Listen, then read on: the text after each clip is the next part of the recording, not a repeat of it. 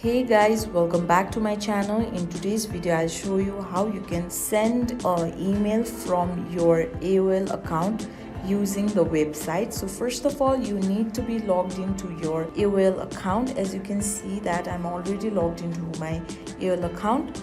So now on the upper right corner of your screen you will see three horizontal lines. Tap on this option. Then on the upper right corner of the screen you will see your option with mail. Tap here.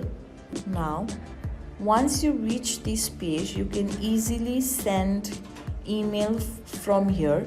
So for that, tap on the pencil like icon which is on the upper right corner of your screen. Now that's your AOL account email address. Type any email address you want to send the email to in this box.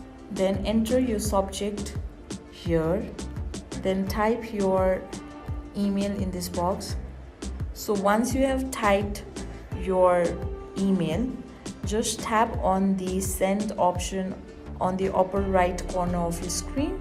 So as you can see, the message has been sent. So that's how you send an email from your AOL account using the website.